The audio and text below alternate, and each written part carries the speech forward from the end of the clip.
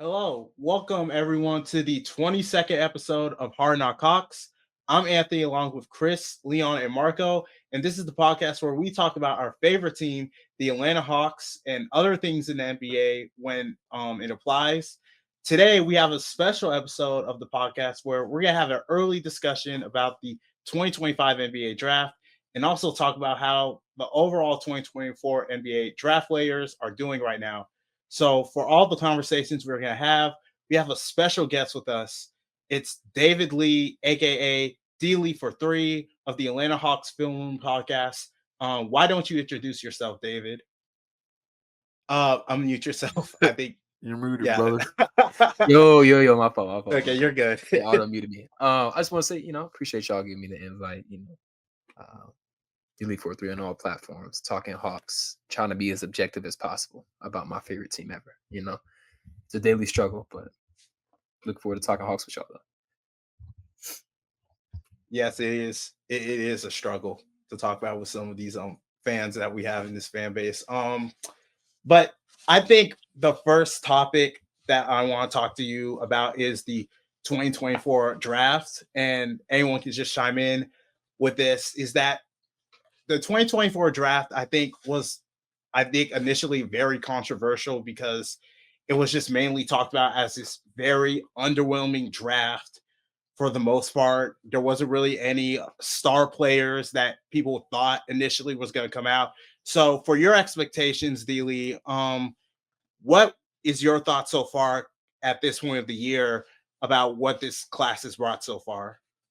Yeah, I mean, I think in a lot of ways, it's honestly been unfortunate because there's a lot of guys that I think would have had more consequential roles. Like I think Deron Holmes, for example, is someone that's really easy to forget, but he would have been pretty impactful for Denver. I think that the general consensus is that coming into these drafts, like these are guys who are going to complement other guys, and I think a lot of guys have done really good jobs of that. Like Zach Edey, Wells, McCain was showing something. Castle, Reza Shade, De Silva, like these are all guys who I think are going to be pretty much mainstays in the NBA. So I don't know. I'm not as underwhelmed as I guess like most people may feel because my expectations weren't crazy. If that makes sense. I don't know if y'all feel the same way, but it's like I wasn't expecting anyone to pop.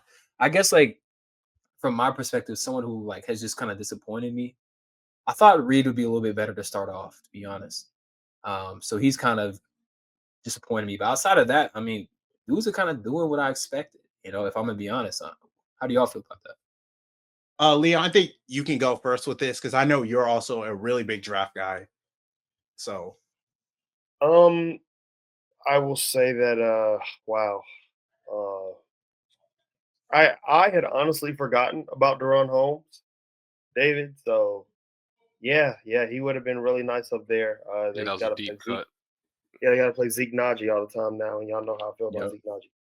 Zeke Naji. But yeah, I think he really hit the nail on the head. Reed's the only guy who's truly disappointed.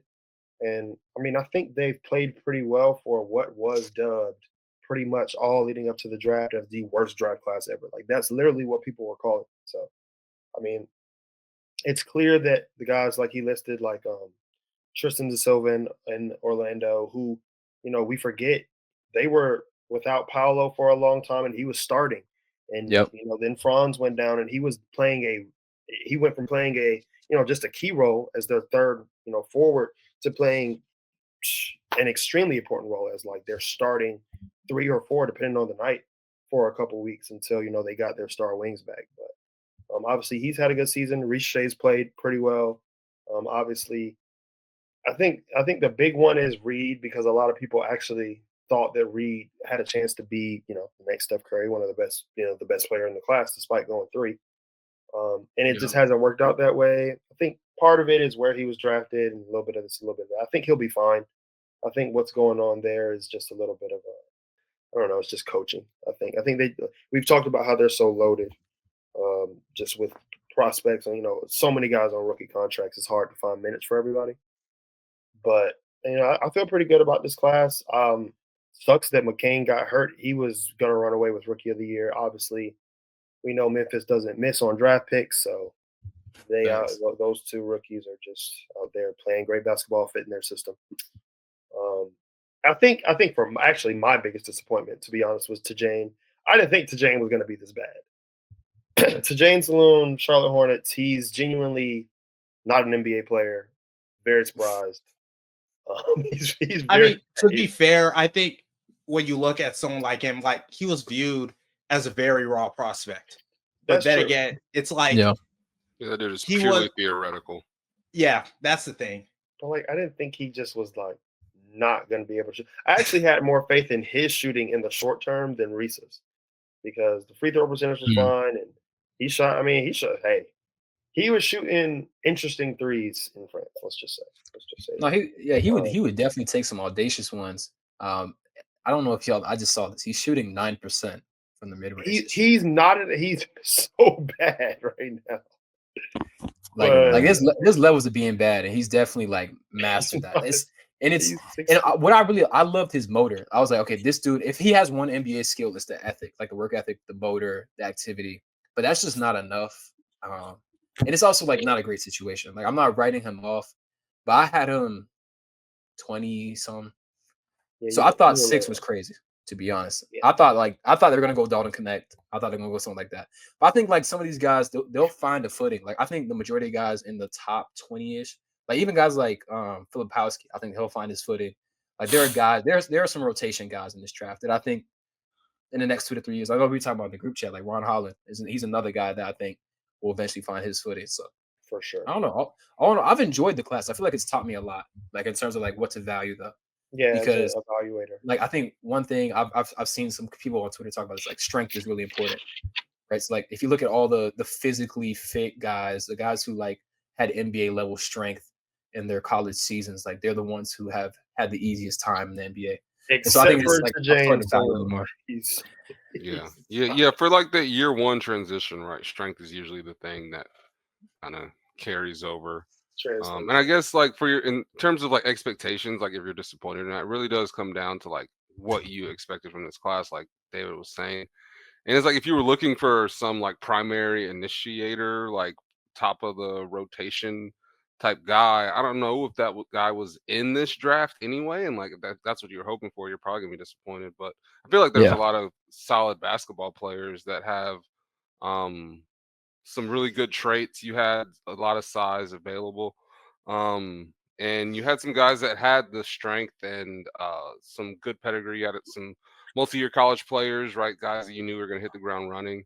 And there's a lot of good role players in this draft, and I know it's not like a pretty thing to draft role players, so that's why the draft was kind of poo-pooed. Like media can't really pitch those guys. Like look how great these screen setters are, right? But those guys are important. And I think it's been a solid class. I think you'll see them the most from them in the next couple of years, right? Like with Yeah. any class, and you might see some of these guys. The jump shot comes around, and you're looking at something more than what you thought. So yeah, it'll be nice to see what comes along. And I mean, I wouldn't sell your stock too early, just because there's a lot of young guys, a lot of raw guys, and a lot of guys who just need to master their craft and need a little time. Now, I do want to just talk a bit with you more about like our specific rookie, Risa. I've seen certain people talk about still like Risa being a bust. Generally, what has been like your thoughts on how Risa has been playing so far this year? Because I think from earlier before like we actually drafted him, I think you were a bit more negative on him than I think other draft profiles and stuff. Like the draft consensus was just, I think, a bit more like mixed on him generally for the most part, right? Yeah. I mean, I think Giovanni legitimately made him $8 million. Like I really don't think there is anything beside the fact that he played in a professional league that indicated that he should be taken number one. And that was just me pre-draft. And I was concerned from the Hawks perspective because I was a really big Ron Holland, Buzelis, Sar guy because I was betting on like, okay, these guys have tools. They're athletes. They're versatile. And when I watched Shea, I could tell he's a super smart player. I could tell that he was in the right space at the right time, but I was worried about what his like what his NBA skill would be. And what we've seen is like he kind of has overlap in all those same things. Like he is versatile and he is somewhat athletic and he is a solid defender. But he has, I think, maybe one of the best IQs in the class. Like, and it's the little things. He's not going to do like a crazy cross court pass, but he has great understanding of like where guys are positioned, how the floor is balanced, when to cut. I think y'all were talking. I saw one of y'all was talking on Twitter about like when guys figure out timing to cut. I think like outside of Dyson, like no one does it better than Zach, and this is his first year, and this is his first time in the NBA system. So I think my negative reaction was mainly because like it was kind of funny to be upset about it, but then also like I was married to Sar in a way. Like I was like, this is our guy, and I decided he was our guy, and like I was obviously I was gonna be disappointed no matter who it would have been, if it wasn't Sar. But once I calmed down, processed it, I'm like, okay, what does this mean for this team? What does this mean like long term? What could he be? What's their vision for him? And like you said, like when you look at the numbers, this season he's shooting 52% true shooting percentage. That's a 22nd percentile, so 5 points below league average. And I just retweeted something yesterday. He has one of the best shot qualities in the league. His expected field goal percentage his expected effective field goal percentage is about 57%, and he's currently like around 50. And so the good thing is I don't think he's this bad of a shooter. Shooting 31%, it's been trending up game by game by game. He's been so much better as of late. I think the touch is there around the rim at times. He can do some wild stuff. But what I do like about him is like his 2-point attempts are pretty high. And a lot of that's around the rim. Like he's at 11 2-point attempts per 100. The 3-point attempts is around like 55th percentile, but he's in like the 86th percentile on 2-point attempts. It's just he hasn't necessarily figured out his shot. And I don't know where y'all were at with that. I thought his shot was good enough to translate. I didn't know if it would be immediate, but I know like a big thing that people were talking about was the inconsistency. And we've definitely seen that for sure. But like I didn't think he'd be sub 33%, to be honest. Even his rookie season, I didn't think so. But I don't know where we all at. Yeah, The I free did throw expect him. percentage scared me. Mhm. The free throw percentage scared me because I felt like watching a lot of that tape. It was like, if he can't shoot, what is he? Yeah. And then it got a little. It's like, okay, well, he's not really a ball handler. Okay, he's not really. I mean, if you're not a shooter and you're not a ball, like he's not a great. He wasn't a great finisher in France, but I guess like you said, after we drafted him, most of the people in here were also married to Sarah, except for somebody who was married to another prospect that we won't talk about. He was married to multiple Ant prospects. wasn't married to nobody, man. Ant was married. Ant was flapping with the Ant wind was the in a whole poly time. relationship with 4 different Stop it. prospects. No. Yeah. Because listen, Flavor of the week, dog. Okay, It was- listen. No. One okay. day it was Sar, next day it was Klingon, Listen. another day is Risa. Like I thought he Jesus. stayed. my- I thought he stayed on Klingon for a while. Listen, I must say he was stayed sick. on That's screen Klingon setting, until bro. the end. That's screen Listen, setting. it was the defense. The defense of Klingon. in the past, he- like the past, like I listen. like I said, I tried I to sell Leon on understood- Mark Gasol. He didn't like it. Oop. like it's just one of those. It's one of those. It's Marc Gasol is one of those comps where it's like he's probably not going to be Marc Gasol. Like he's just probably Yeah, not. he Like probably and there's won't no shade. I mean, there's literally one Marc Gasol. Like his brother, as good as Yeah, his he's- brother was, he wasn't Marc Yeah. Gasol. Yep. Just nobody's Marc Gasol, unfortunately. that's, They just don't make him like that anymore. But Risa just, I was worried about, and obviously I wanted to win now, and I was like, oh, if he ever becomes anything, it'll take 2-3 years, whatever. I was worried about his instant impact, but like David said, man, he clearly has great IQ, makes great decisions, and I think a lot of that frustrates the people that really like him and think he can be something, more than his baseline. They get frustrated when he comes off a screen, he gets the ball, and he just kind of just gives it back to Trey or gives it back to Dyson or gives it back to the primary ball handler. Where someone would rather see him attempt to turn the corner. Well, right now, if he attempts to turn that corner, he's going to turn the ball over, and he knows that, so he doesn't. And He's very and on aware a of his team, Yeah. Yeah. He on knows a what- he team knows that's what he can and can't do. trying- on a team that's trying to win games, that matters, right? And if he was on the Bulls like Modest, who was a guy I wouldn't have hated that one as well. he could drive to the rim all willy, like whenever he wanted to, all willy nilly, and also he'd have a shooting center. We'll hold that down.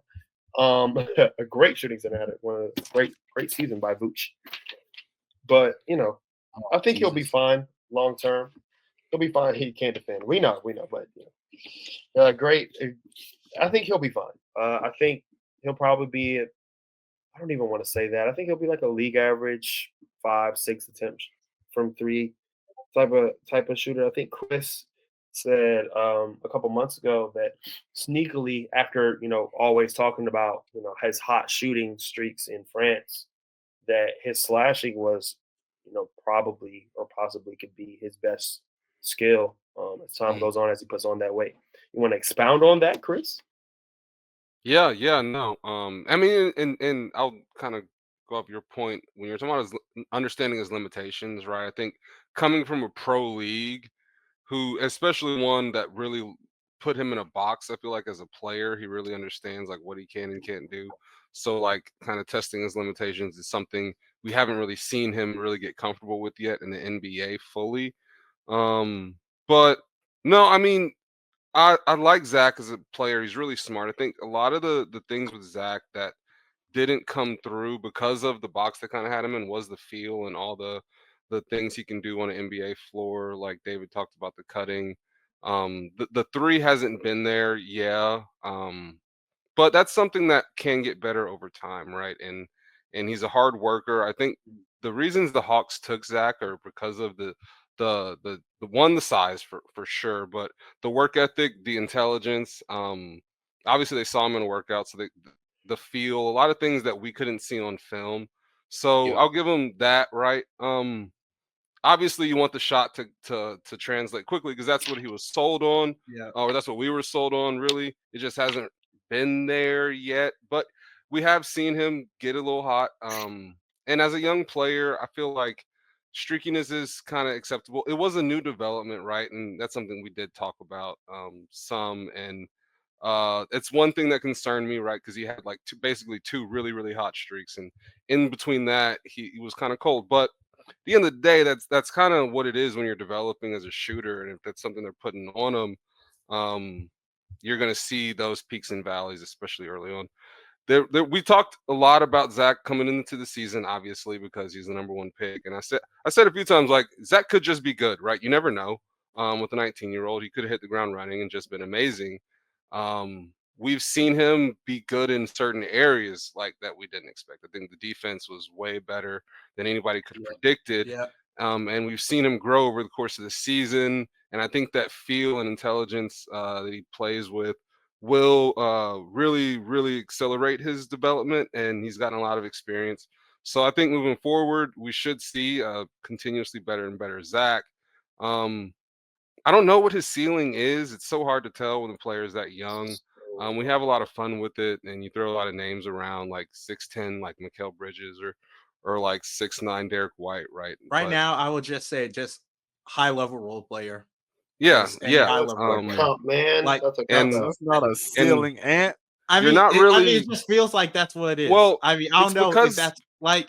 because he does understand his limitations, right? He's not trying to push it and become like something he's not today. And I think if he had like more Jordan Poole coding, he would get that ball coming around the screen. And instead of passing it back, he would go into his bag and look for a shot, right? Whether it's good or Yeah, bad. But I think because throw up the worst shot ever.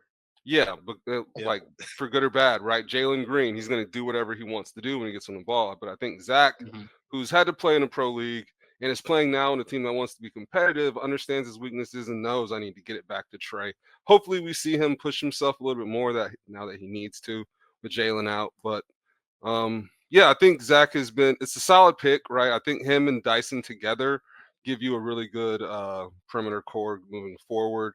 I kind of view it as a package deal. I think that was Landry's like, you get a number one pick, that's a huge selection, and you trade DJ, that's a huge trade. So I look at it all together. So all in all, I think it's been a good season for Zach, and I think as he gets stronger and they stretch him out, he'll be better. And like Leon pointed to earlier, the finishing. I think when you're 6'9", right, you're gonna be expected to finish. And it's hard getting paid as a jump shooter in the NBA. So when he can take easier shots and just force his way to the rim, I think we'll see all of his percentages look a little bit better.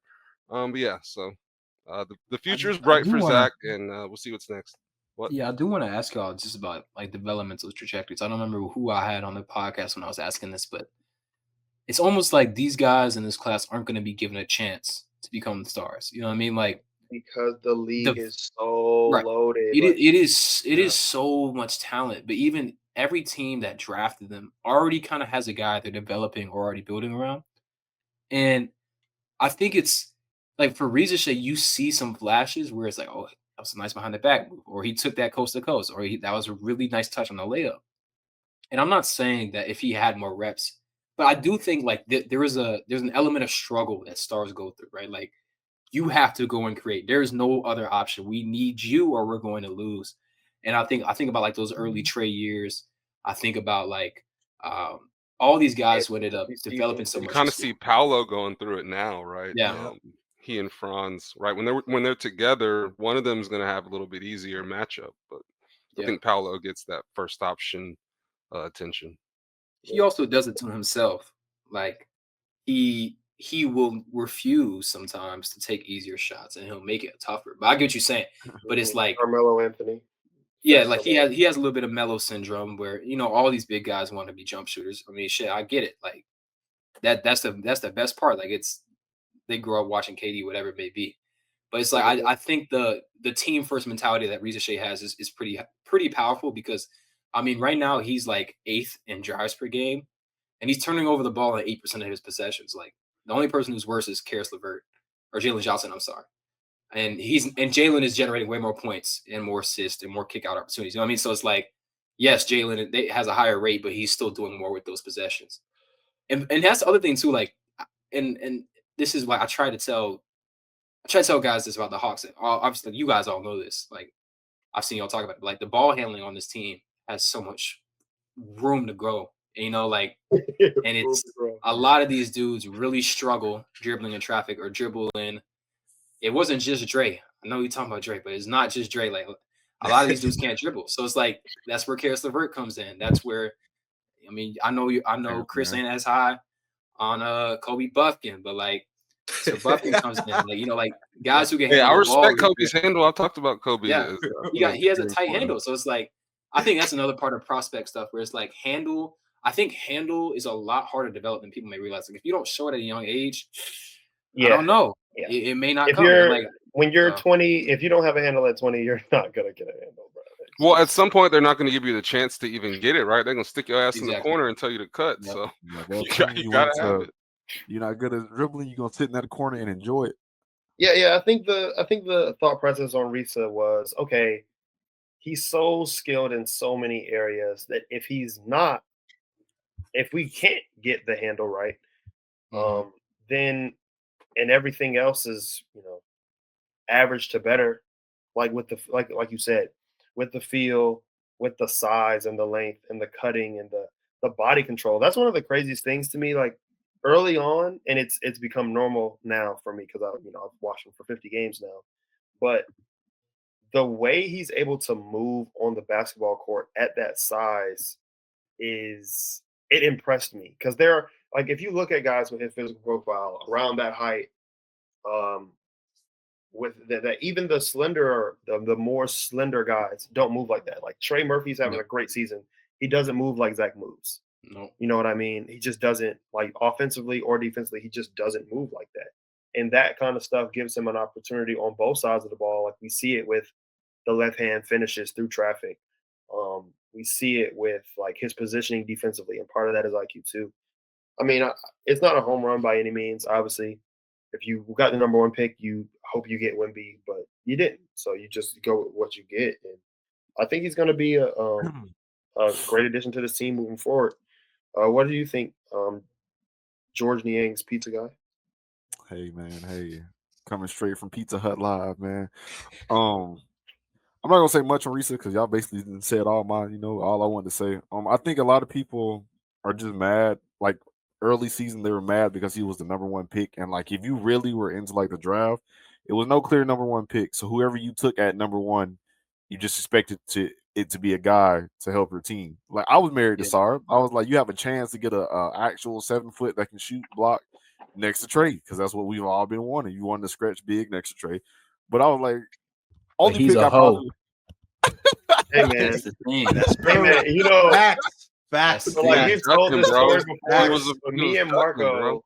Marco and I were at the draft party together, and like, I man, left right after that shit. I ain't we even were stay for the so rest of the draft. mad. I left right after that. I didn't stay for the rest of the draft. We were so mad, bro. I'm crying. But that's what, like, bro, like the reporting around that, and thank God for Brad Rowland, because I was really upset about it too.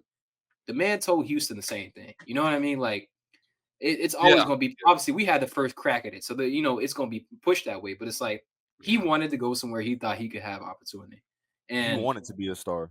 And we It knew is he what was. it is. We knew he didn't Yeah. want to come here. That's the thing. Like we knew for like weeks, and we still. I was like, we're gonna take him. Here you go, nah, man. Legend gonna drop his.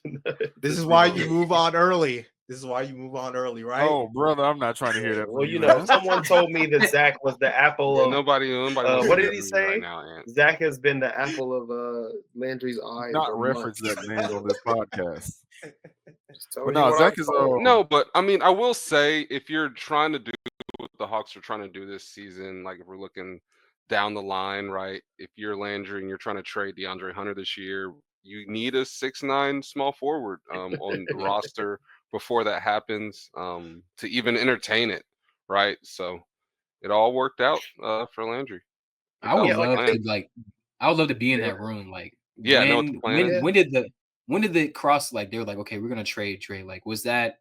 I know he's been like rumored. It's the Bogey stuff too. I thought the way Bogey played in the Olympics, he was going to be so crucial. I do want to say this, some Zach praise. We've given him some praise, but just in general, he's actually scoring like above league average in handoff situations. So he's in the 75th percentile in handoff. And then he's around like league average in reps there. So I think that's maybe something they could lead into more. Like he's pretty good diagnosing defenses coming off of motion and where it's simplified for him. Like please don't create a pick and roll. But if he's coming down hole, like if it's like a pistol action or like some Chicago action, he can, come off a screen decide if he wants to shoot it or drive a little bit. He can do that. So I think that's something to explore. The thing is, like, the processing is not bad, and I think when you look at the numbers and if you only watch, like, if you want to look at him in a negative light, you can convince yourself that he's not good and won't be good. But if you, after you watch a couple games, you're like, okay, I mean, yeah, Josh Hart knocked you off your spot, but you're 19 and you're skinny. Like, we know, like, that's going to happen. Josh Hart knocks KD off his spot, but KD's KD, so he'll just turn around and hit the jumper. Like, that's going to happen. But it's you can't judge he process just on the doesn't box have- score. exactly. Right? He's got really good, like, the processing seems to be fine, at least. Like, to be 19, first year playing like the American brand of basketball, and to be processing at the level he has been impressive. And you obviously as a Hawks fan, I want him to be good, but every once in a while he makes a play that only like a couple guys in the NBA can make. Like, and you don't notice it unless you're really paying attention. He 'Cause made he a had, like, this left-hand pass out I to was the just about corner to say the it. other It's day. crazy. Yeah, like because David was talking about like he doesn't make a lot of cross-court passes. And I was like, well, he did make one pass the other day that like pricked my. I was like, damn, because he knows what to do, right? And he's clearly like a hoop sicko, right? So I think he's gonna be a good basketball player. Hey man, we said it before when we drafted him. We were like, that French league Got is the like a pedigree. free development league because they've had them Yeah, he's since got the what? pedigree. They're allowed to play basketball at like what, 15, 16? Oh yeah, Professionally? he's been going to Something school like for that, yeah. years. Yeah, already so I'm went like, to he's been in the lab since 16. now But we his just dad gotta, was an get Olympian him on too, so he knows Duolingo, learn some English. Absolutely. Duolingo. I told y'all too though. Like I met his dad. Like his dad was a stand-up dude, like real professional. So you could tell that he just has that pedigree of knowing how to play his role. And then one other thing I want to call out, like stat-wise, he's in the 90th percentile in transition possessions per game, and he's right around league average in effectiveness there. So it's like he's able to complement what the Hawks want to do. They want to create deflections. They want to get out and run. He's had ability. He's shooting a 62 shooting percentage on these looks. Like he has some trail three ability. He has some cutting to the rim. He has above the rim finishes. I think one of my favorite things from this season was when Dyson got that steal and threw it up the ricochet, and it's like low key, these dudes figure it out. They get a little bit stronger, a little more confident with their handle. Like Marco was saying, it could be like a really nice backcourt tandem that can insulate Trey with length and a little light skin brigade. The light skin version of the Terrence ones. Hawks DNA, Yeah. baby. I can't Yeah. say that Hawks again. DNA. Yes, sir. I mean, Case didn't get stronger. even if I don't, a lot of people don't want to talk about it. I kind of don't want to talk about it. But even if you trade Trey, you have a decent forward duo moving forward. It's gonna. You got to talk about Jalen and Risha. KOC just tapped into the feed and he's giggling. Fool. You can't say those words. It's hard. We're not trading, but we're not trading Trey. But shout out to you on your shout out from the KLC sending emojis in the chat right now. It's crazy how they sell you out, man. They sell you out, man. They start getting added to KOC, man. Bro, I went back and forth with him, bro. Like, and then after all that, I typed him like a whole bunch like about how the Hawks is a good process. He just says time will tell. I'm like, all right, bro. Like, you trying to like, I don't like him. I'm sorry.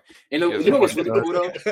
You know what's really cool? Sam Vecini hit me in my DM and he was like, and I love Sam. Like, Sam is my guy. Like, that's a real analyst. You know what I mean? Yeah, Sam. And he was like, yeah, like, I don't really KLC that. I was like, yeah, Sam. Yeah, like, so I mean, yeah, that was a cool moment for me. It was you know how much of an ass you have to be to get dropped by the so-called bro, I'm telling you. Like, yeah, but wasn't he? Yeah, never. Oh, sorry, you get. But let's move on to we're gonna move on from the 2024 draft to the 2025 draft. Now, let's talk about the two picks that we have for 2025. So the picks we have is the Kings top 12 protected first round pick that we got from the Kevin Huerter trade a few years ago. And then we have the Lakers unprotected pick that we got from the DeJounte Murray trade.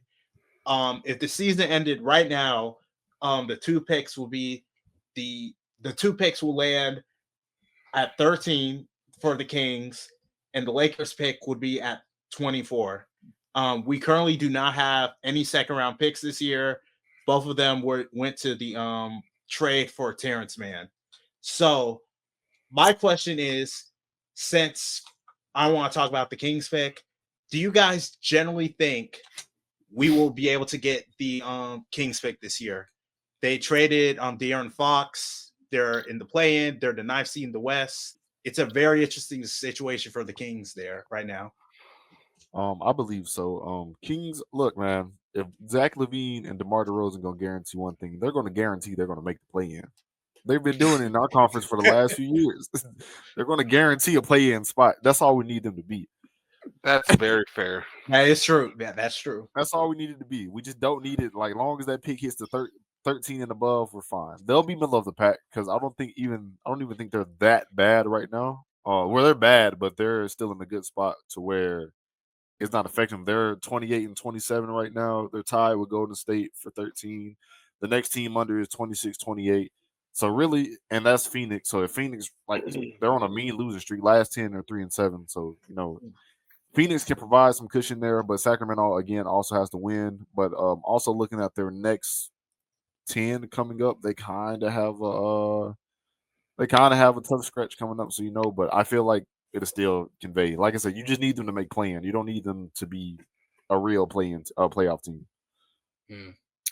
I think the biggest thing that is like the biggest positive for this pick conveying is Anthony Davis got hurt. I was about to say that. Yeah. And since Dallas is right ahead of them, 1.5 games ahead of them, I would be shocked now. Like Dallas might just, they could hold on, but I don't know how long Daniel Gafford's out. They could just completely collapse at this point. He's 4 to 6 weeks. 4 to 6 weeks, I'm pretty sure. Yeah, it's just it's rough to see them holding on to that spot. Obviously San Antonio traded for Fox, so you probably look to see them creep up into the 10 spot. It's interesting. Jimmy and Steph might catch him. Yeah, exactly. Right. Mm-hmm. So the biggest thing is Dallas probably going to fall out. but you gotta hope that one of Golden State, Phoenix, and San Antonio just simply don't make the play-in, because those are three teams that they very well could. Um, who's Phoenix starting center? Who's Phoenix starting at center these days? Nick Richards. Anybody? Nick Richards. Yeah, we just gonna have He's to see. fake good. But I was gonna say though, the Onyeka Kings have Okongwu Merchant. yeah, he is. The Kings have the fourth hardest strength of schedule for the rest of the season. But the guys ahead of them are the Lakers, the Grizzlies, and the Suns, who have by far the hardest strength of schedule. So I don't know. I feel like it's hard to say that team falls out, but it's gonna have to come down to one of them. So like, we'll see.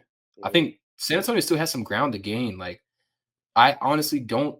They've still kind of committed to playing Fox with Chris Paul, which I think is stupid, and they're running minutes without both of them on the floor. So I don't know. They could shoot themselves in the foot, but I think it's a decent good chance. And I saw someone tweet out like getting a 13th or 14th pick for Kevin Huerter, like this version of Kevin Huerter.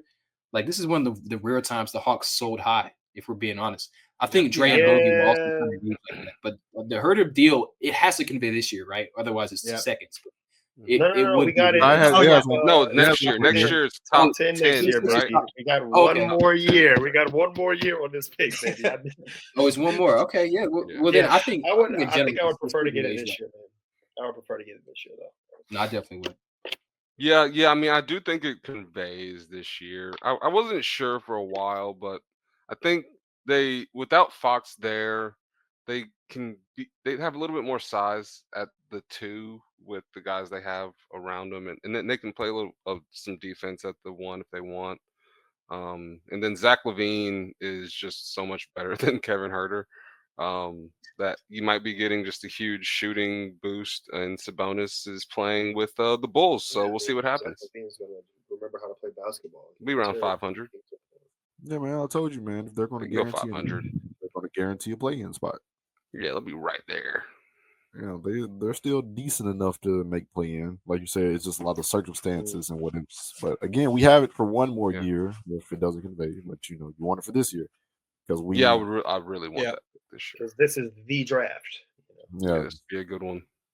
Yeah, just a perfect time for the Hawks to just load up on like a couple sophomore, junior types, couple 20-year-olds, 21-year-olds that are ready to play. Some old freshmen. Yeah, they can cut on time, man. They've been getting yelled at by some 60-year-old white men for a few years, so they're ready to play. And speaking of the 2025 draft that you mentioned, Leon, now is a good time to just transition right into players for the 2025 draft that you guys like. Well, actually, I'm going to start off with this question. With the 2 picks that we have, like, generally, what do you guys think should be like the most important needs for this team going forward for the 2025 draft? Since, like you said, Leon and Chris, this draft is like really loaded. Like, a bunch of players are just really talented so far. So, what do you guys think are like the biggest needs for the Hawks so far? Same it's always been: size and shooting. Yep, agreed. Size and shooting. Yep. Yeah, well, I mean, just to be a little bit more specific, I think going into it, I wasn't sure. I think I've said a few times like they could hit any position group and it would have helped. But I think bringing in Terrence Mann now, you have a third guard, you think, for at least a few years. So you have some time. You can give Kobe some time, kind of restrict his role if need be.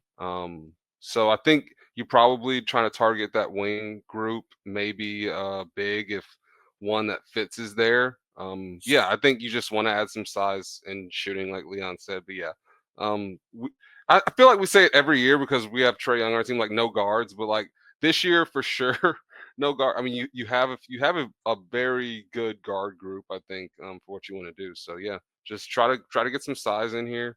There's some very interesting players. Yeah, I mean, I'd go for like one. There's a few 2-3 wings that I would look at, but they probably won't be in those. Yeah. I mean, if you want to look specifically, again, there's guys expiring on this roster, right? Clint Capella and Karis LeVert, and Larry Nance. So I think those positions specifically are likely players that they try to fill those roles with guys leaving that do it now. So yeah, looking for that 2-3, a combo big maybe, and you have Niang for a year, but maybe you want to bring in a 4 that can shoot and kind of develop behind him. So you have Jalen's backup secured. That's where I Um, think I'm personally not to cut no one off, but I was watching Liam McNeely today, and I've been a fan of his because I like the size, I like the grittiness he has. He has really great rebounding numbers. Has a 21% defensive rebound rate. He's shooting 10 threes per 100, and he's shooting about 36%. He has legit size, legit skill. So he's someone that, like, I think Leon pointed out the free throw rate too. It's a lot more impressive than you would expect. 45.4 free throw rate. I think he's a real dude. I think he's worth taking with that Kings pick. If Marlowak, who I know, like, Hawks fans are kind of split on, like, do you go offensively minded big? I think you either go Marlowak with that first pick and then do like a combo forward. I know you guys like Fleming a lot. It could also be like Miles We Bird. It love could be a Fleming Carter here. Bryant. I think those 3 guys would be like if you take a big first, and then let's say you take McNeely or another wing/forward first with that first pick, then the next pick would be like, okay, let's look at Danny Wolf. Let's look at Swerber. Let's look at, I don't know. At some point, I think I asked y'all about this. I felt like this class wasn't great for big depth, but now I've kind of come around to some of these guys a lot more. Exactly. Like, Yeah. I really like Serwer. I like Tommy a little bit. But I do think the best value for bigs, you probably would want to take it with the Kings pick. I don't know if that's where y'all are at. I think it just depends on how it falls, because if Kaman goes first and then C2 goes before we pick, then it's Mhm. like, then the value is just not there anymore. And There then could be a on the run, flip right? side, right? And then on the flip side, if 2 centers go before we pick, if that pick is 13 or 14, then that's 2 wings that fell to us. Or okay, Yeah. one, because you think Kaman makes it to us, or just, or because he ain't making it past us. Well, Yeah. most people agree. So I think chances are it'll end up being wing/forward, then big with a 20th pick, because you just gotta. I think that the interesting thing will be that the teams in the teens mostly have the centers, right? Like, I don't think that Yeah. Miami's not going to go get another center. They just drafted one. I mean, is Minnesota going to draft another center? No, they still got, what's the name? What's our guy? Leonard. They still got Leonard Miller in the ranks, and I mean, I guess you could draft a Nas Reed replacement. I don't think that's what I'm looking for if I'm the Hawks, unless it's Danny Wolf, which would be interesting. But I think, again, it's just size and shooting and whatever order or orientation you can get it, if I'm being honest.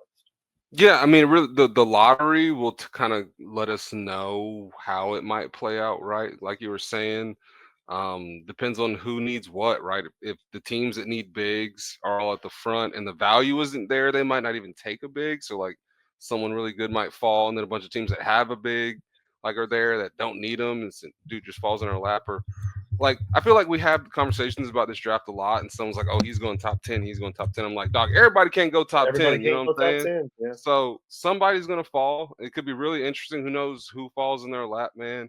You never, a guy like VJ Edgecombe might skip the wrong workout and just slide. You never know how the draft like gets really funky after that like top 5 area. So yeah, it's gonna be really interesting. Agreed. I think if Agreed. it gets past Toronto, we have a chance. But Yeah. I can feel Masai rubbing his hands together. That's his guy. Oh, brother, don't get me Yeah, started. for Man. sure. But I just feel like if yeah, well, yeah. You really just hope Yeah. Toronto ends up top 5. I don't think he takes Kaman top 5. That's just he will. He will. I don't think he. I don't think Masai takes. I don't think he takes. I don't think he That's takes. so high. He will. I mean, I've seen a bunch of mock drafts. I'm looking at it that have like Malik as like top 5. So I mean, yeah. Nah, the I mean, mock draft like, I'm weird. looking at I've right now, seen him 15. weird. I've seen him. in a lot of he's places. one He's of the in more top 15. polarizing. He's one of the more polarizing prospects in this class. And it's because a lot of what he does like isn't glamorous, and he's also part of the Mhm. Cooper Flag show, so Yeah. he's just setting screens and like trying to seal and getting ignored. Oh man. Yeah, he'll And to drop the 13 people parts. who say, "Oh, you just want a younger, bigger Clint Capella." Yes. Yes. Yeah. Yes. Most of the Please. issue, most of Clint's issues were that he was old and small. So if I can, if Yes. I can If I can get reverse a both of younger- those things, And get a guess younger, what? bigger one. He can shoot free throws.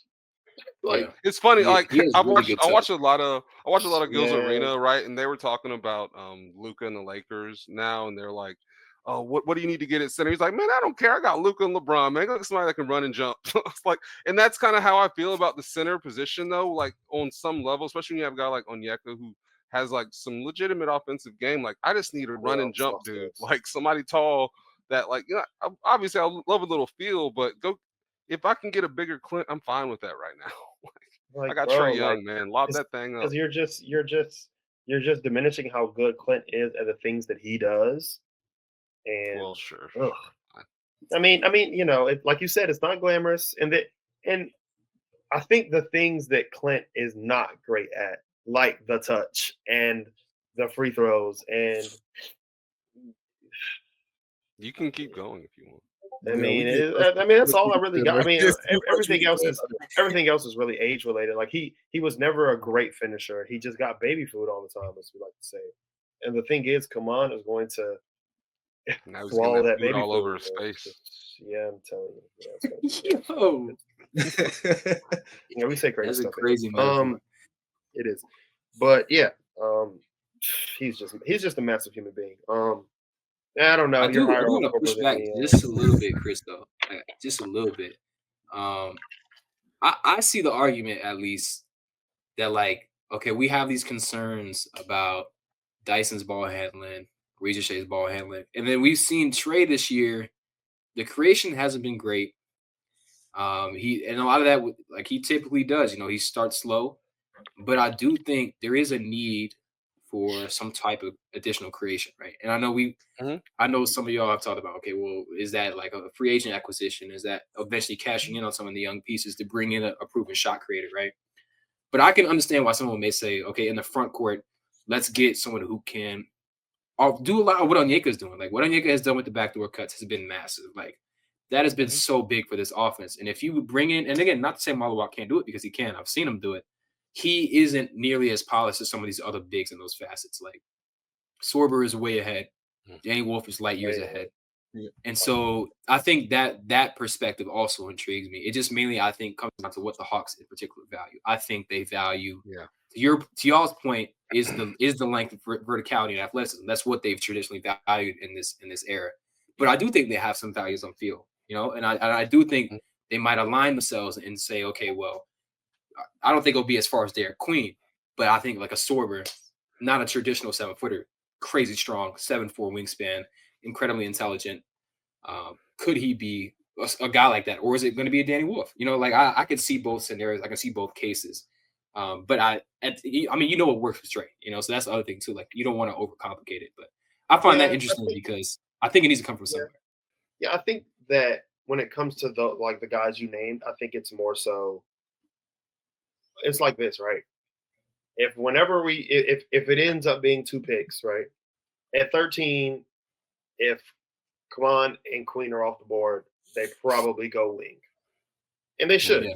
Like they should, like, Yeah. and then you just kind of get what's left at wherever the Lakers pick is, and then on the flip side, and then obviously it flips. If I mean, because I remember Tracy asked me, he was like, "Oh, so if Derek Queen falls to, I guess I think then we were at like pick 17 because the Kings were low key good. This was way earlier in the season.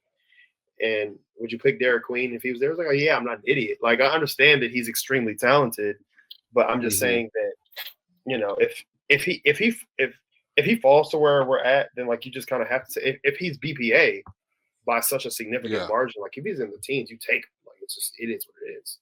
And I've kind of come around on him. I think he's one of the guys. Here's the issue, right? When it comes to the Onyeka being the one of the centers that will be on the roster next year, is they've made it seem as though they want another guy who is that style of center. But I'm wondering if you don't want a different style of center, more like a Clint, because obviously in the starting lineup you've got Jalen and Onyeka, right? Two guys. You know, you've got the big rebounding power forward to goes with the not so big center who can rebound, but obviously is not a dominant rebounder, right? Mhm. And they complement each other so well. We know what the advanced numbers say when they're on the floor together. But then obviously on the back end, that's why we're kind of excited. Well, I am anyways, for Capella to come back because you have a real shooter at the 4 coming off the bench in Yang, and he'll be here next year too. So you just kind of wonder if you okay, you want the vertical spacer in the second unit with the the elite 3-point shooter who's spacing the floor. So I think that Kaman kind of leads to that. So it'll be interesting to see what they want to do on that end. And obviously, Corver's got the relationship with Kaman that I think if he felt us, we'd take him just at the end of the day. And I mean, you guys are in the group chat with me, and like Leon was saying, I've been thinking about Derek Williams. I don't like to like turn myself off to anything, regardless of like the jokes I make. But I have been thinking about it, and there is like typically like a step 1, 2, and 3 thing. And if you do draft Derek Queen, right, I don't know how long you would just have him and Onyeka as your bigs because you are a little bit vulnerable to size in specific matchups. But then I'm also like, who the hell are we to be worried about like getting knocked out of the playoffs today when you're still trying to build this thing up? So if you're bringing in Queen now because you do have a move lined up for Onyeka down the line because he is a guy that you already paid some money to right now, maybe you can get cheaper and restart that contract with the guys. So I mean, there's a lot of ways they can go. I don't think there's many wrong answers in this draft for the Hawks as long as they do their due diligence and get a guy that fits. As long as they're like low enough where they can just go fit. It's just so frustrating last year, right? We picked out like the perfect guys that fit all throughout the draft. We were like, oh yeah, but Khalil Ware is going to be there, right? This guy fits. And then they win the lottery and it's like, oh, forget fit. We're just going to take the best player possible and we all fall in love with Sar. And they're like, no, we're going fit, baby. So just get someone that fits here in this. And I think they have a nice group coming along. They have an identity that they're putting together. And I think just finish off one of these groups, right? Just get a couple wings, maybe. Who knows? Like maybe they don't even get a big, right? It's just now you have 3, 6, 7, 6, 8 wings that can all kind of run and do some things. So who knows? Be interesting. I do think this is their last year though to really feasibly get a big who can fit along this core.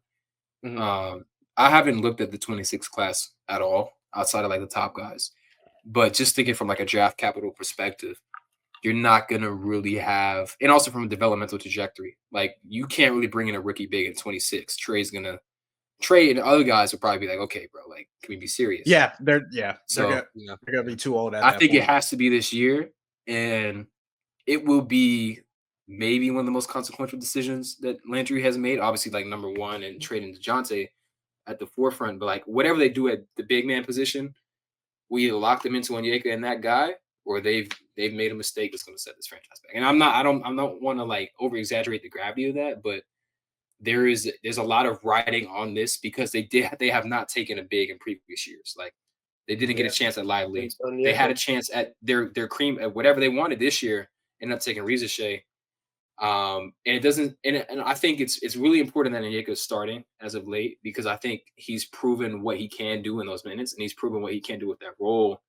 But he's also showing why, again, to Leon's point, you might want a different style of center alongside a different style of bench unit. And I think being able to oscillate between different types of play styles makes teams so much harder to defend. I think Memphis does a really good job at that. And as they continue to build out a system and guys are knowing how to play Hawks basketball, being able to switch the way you play will be super valuable. So I'm fascinated. Like I think there's a lot of different ways you can go, like you were saying, Chris. So I don't know. I can't even tell you what they would do. I don't even know because there's just a lot of options available. I honestly was not aware of coming into this class. Like I was kind of like, damn, it's really Rocco, Maluwat. Rocco's the what else? The fall off. Queen. The fall off of Rocco's Zakarsky has to be Scuddy, man. Yeah, he gotta have. He got a draft. He got a draft promise, bro. I already know what it is. Bro. I mean, he got to. I feel like,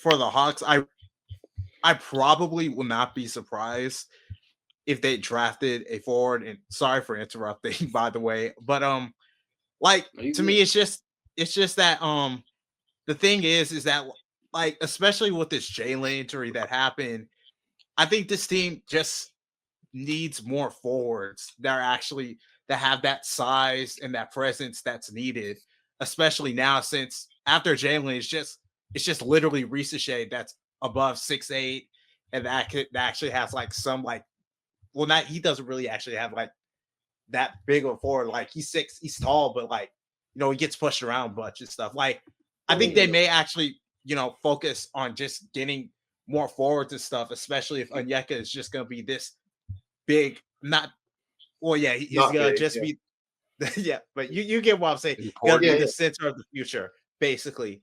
I mean, hope- or right, you draft Yeah. a huge center, an extremely yeah. massive human being, I mean, and then you can do whatever you want. yeah, you know? that's true.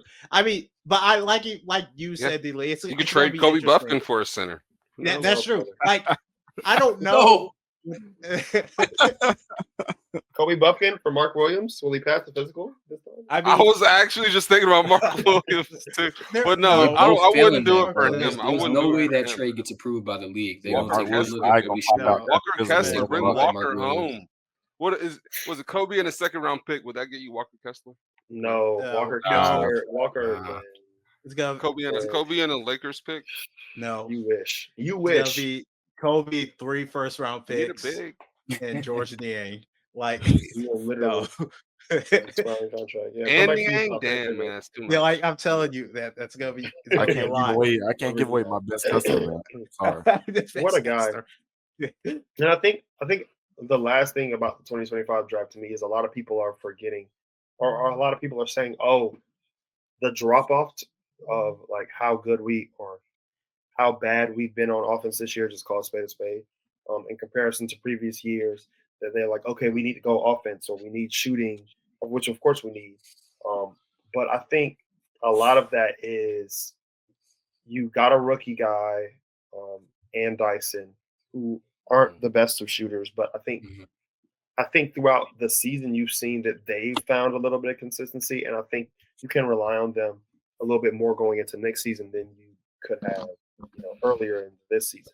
And I think that's going to, just kind of keep the offense a little bit higher, and obviously starting Onyeka instead of Clint.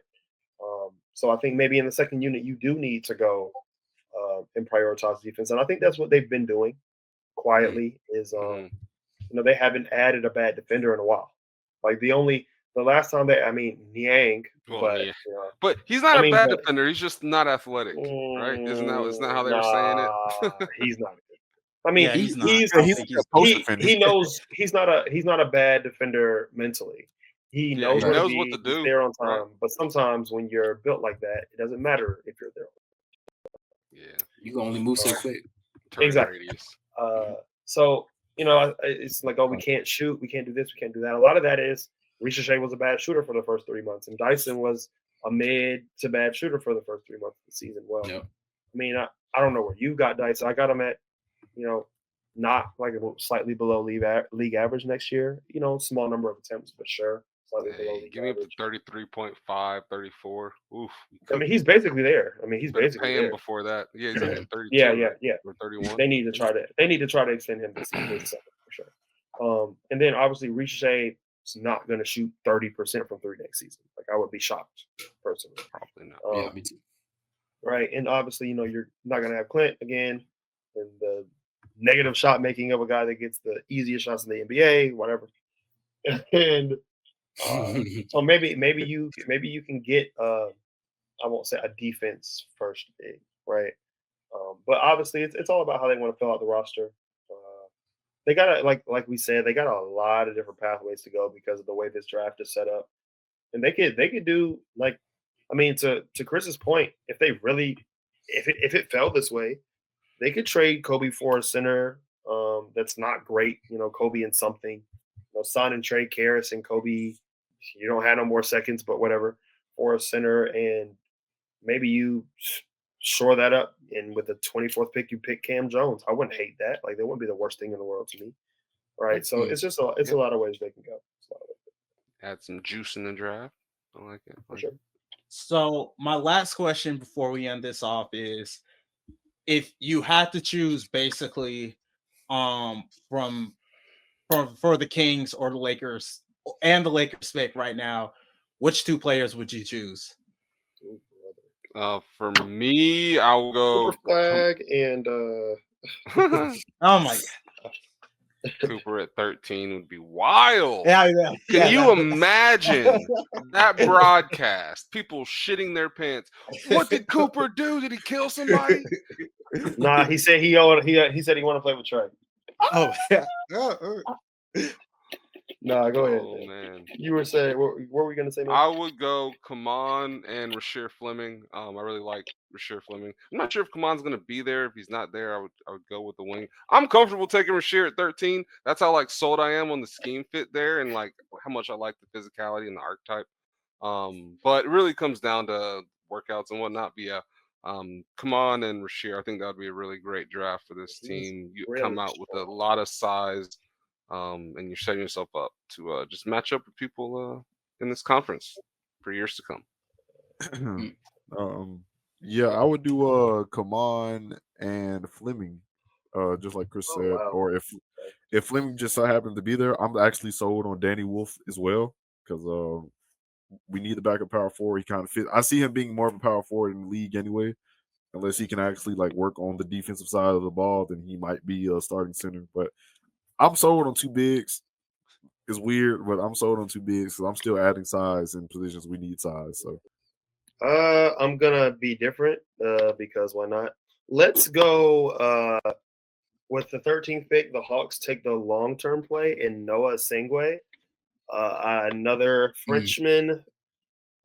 He's really skinny, but he's skilled. He's got a couple ball skills, rebounds pretty well, great in transition. It looks like he's gonna be another very good defender, long as hell. And then I don't know. I mean, maybe all hell breaks loose and the center run goes crazy, and we end up having to take Janai Broom. I don't know. I just wanted to be different. that's a lot of I different. wanted to be different. Yeah, that's not that's worst case scenario for me. Like if they take everybody I want right before they pick.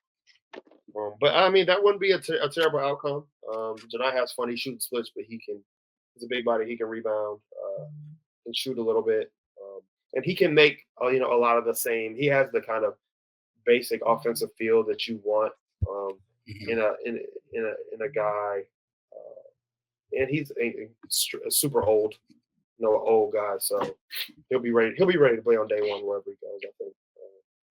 Yeah, I don't remember what game I was watching, but he threw some cross-court passes that had me like, oh, like he's got a little, he got a little passing. But yeah, I obviously like Rasheer a lot too. I still, for some reason, I still believe in Nick Clifford, but he's probably not the guy for this team because he can't shoot apparently. And I gotta throw my guy Jameer Watkins out there, but he will definitely not be a first-round pick. Yeah. I think for me, at 13, I'm just getting more and more. I'm trying to prepare myself for Mother Walk not being there, to be honest. So I want to give y'all a list of some players from a query I just ran, right? So these are drafted players that have took at least 10 3-point attempts per 100, are 6'7" or taller, freshmen or sophomores, shooting 35% or more from three. This is Liam McNeely's splits. You got Brandon Miller, Jabari Smith, Paul George, Cam Johnson, Jet Howard, Miles Bridges, Trey Murphy, Kevin Herter, Snell, Chris Murray, Sam Decker, Kai Sean, Reggie Bullock, Jordan Hamilton. Those are all the first round picks. That's a pretty strong contingent. That's a good group. He also has the highest free throw rate of those guys. He also has he was out for a couple games, so maybe they'll come down to earth a bit. And his defensive rebounding is on par with Jabari Smith.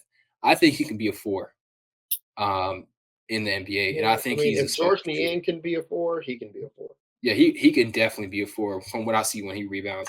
So I'm really interested in McNeely, and I think he fits with that same 0.5 basketball, good decision making, driving closeouts, shoot. The defense, he's good positionally. I don't know. Again, like he'd be like the Niang replacement. You know what I mean? Like Yeah. but he's so much more dynamic. And I think that's worth taking at 13 if you don't have a big on the board. And then I would have to go. I really love Colin Moore Boyles, but I don't think he. He's Unfortunately, if you take McNeely, you know what I'm saying? Like Colin would have to be your backup 4, and I just don't think we can really give him enough shooting. So like, as much as I would love him, I don't think I could do that. So I think I'd go Sorber at the Lakers pick. I think there's a chance because Georgetown has been bad in conference play, but dude, like that team's not good, and they also like can barely get him the ball, and he constantly is open on seals. Kind of similar to what's happened to Malawak, but he just doesn't have a Cooper flag on his team. And I think he's just really positionally strong. He's very smart. I love the touch. He gets to his spots pretty well. So I think that's where I'd wind up. By all means, if Malawak is on the board, that's my pick. But I think if not, then I probably would pivot to McNeely and then see what we can scrap up in the late with the Lakers pick. It could be a Wolf, it could be Sorber. I would prefer Sorber, but that's where I'm at. Yeah, so like before we like really do this, do we really think the Lakers are going to be able to play defense for the rest of the season? Or Probably not. I honestly. don't know, but Like- can they just score enough? I'm trying to figure that out. I mean, Yeah, they exactly. They have Luka. I mean, they got Luka They now. can So I s- mean, they can I mean, like probably- you know what I talked to my pops today. He was like, LeBron set out the All-Star game. I was like, yeah. He remembered he got to play defense for the rest of the season. yeah, How he is got that to really jump. gonna He look? had to get some new feet installed, bro. He got to You're protect the rim now. Man, it's- look, it's- they've also had a cakewalk stretch, bro. Like, here's like they went on a win streak, but it was Washington, Indiana, Utah twice when they ended up losing to. Like, they've had a sneaky soft schedule. Hey, It's shout out turning up a Atlanta little bit Zone. after All-Star break too. And I don't know, like I see a lot of Lakers fans talking about like some Vando. Like, I'm sorry, bro. Like, Vando isn't saving this team. But I think the thing is like the Rockets have been bad as of late. And then so it's like, how much more can the Lakers really rise? Like, I don't really think they can. You know what I mean? Like, they could win 45 games, sure. But like, I don't think they're going to be a top 4 seed. Like, they'll probably be either 5 or 4. Not super consequential in the grand scheme of things. With the way the Eastern Conference teams are winning too, like they're still probably going to be 23rd or 22nd. You know what I mean? Yeah. Yeah. But I mean, they could fall. They very well could fall. What about you, Ant? oh yeah. I would pick My back. Malik. Am I saying his last name right? I feel like I'm Malawak. Say saying that again, Ant. No, say it again, Ant. Dang, I can't even say it right now. Mal. Ooh. Maluak. There you Maluak. go. Okay, Maluak. Okay, thank you. Mhm. Thank No you. problem. Come on. Oh my god. See what I did I'll there? probably Come on. take I ain't gonna lie. I can't wait to say that. Maluak at with the Kings pick if he's there. And with the Lakers pick, I would pick Nolan Traore. Oh, brother. Oh, Jesus. Not even. Yeah. That's not even bad. I'm not even Yeah. mad. It's not bad. Not bad. As the backup point guard. He was supposed to go like top 5 in this draft. Yeah, he's been up and down, but I think the playmaking that they keep talking about him is just that's interesting. So we'll see. But It's a pick. You know, it is a pick that you can make. French Yep. takeover. In Yeah, Atlanta. French takeover. It's Yep, hard it's to a get pick. eyes on international guys, man. Like, from everything I've heard, like from like draft guys I trust, it's like, well, he's a high usage. He's turning the ball over a lot. We don't know if the shooting's there. Like, we don't know what he can be if he can't create for himself, and he hasn't been able to do that this season. But like, from a value perspective, I mean, that's like Cam Whitmore territory. You know what I mean? Like, at that point, with the talent and the way he's displayed talent at the lower levels, he was really good. I forget the name of the exhibition, but like, I remember watching that exhibition like a couple months ago. I was like, oh, this dude is top 5 for sure. So I think I think overseas play can be really variable. Like, you're playing against grown men trying to put food on the table, bro. Like, it gets wicked quick. So like, I'm not mad at the pick, man. Like, at that point, I mean, you might as well, because I mean, he still has that upside. You know what I mean? I would prefer a little more certainty, but I get it for sure. Just send him to the G League for a few months. It'll be cooking. I mean, Nico. my counter argument is Nico Traore thing. backcourt. Nico Traore backcourt. Yep. That's right. A lot of euros for me. I'd rather take Boogie Flan. Chris, come Yeah, on. what happened? Yeah, I mean, It's a we lot. already know what lot. we are. Not- I don't know Not why we're exactly falling Hawks for this DNA, Boogie I don't Flan. think. I don't know why we're falling for this. What's his name? Calipari Boogie Flan gimmick again. We know what's going. We know what's going on, man. Oh. He's gonna sit. He's gonna play mid the rest of the year, and then all of a sudden he'll be in the Rookie of the Year race. So book it. Remember, I told you this. But I think that's a good way to basically end the podcast here. Why don't you tell everyone D Lee about where they can follow you again? Yeah, for sure. Delete for 3 on all platforms. Working on a State of the Hawks video. I feel like KOC has reminded me that most people don't understand what's going on, and just sort of doing a mid-season check-in. Like, look, here's how we're doing. This is why they made these decisions. This is why wings matter so much for this team. Just sort of like a quick little check-in. And I'll have that on YouTube, and I probably want to do a deep dive into the Franz Paulo stuff and like how do you figure out who your number one is, and then I'll probably will do some draft related stuff over the next couple weeks as well. But yeah, you can follow the podcast. It's linked in my bio on Twitter, Delete43. It's also Atlanta Hawks Film Room podcast, all platforms. So again, appreciate y'all for real for having me on. Definitely enjoyed chopping it up with y'all. No problem. No problem, man. Sure. You're a great Thank you for guest coming. here. Looking forward to the chat mock drafts. It's gonna be a fun one this Oh, year. yeah, man. It's gonna be a sure. fun round this year. But with that, thank you all so much for listening to the 22nd edition of Hard Knock Hawks. We will see you all next time when we get to cover some more exciting Hawks games. So peace out. Have a good night or day or afternoon or whatever you're doing. Ah. Ah.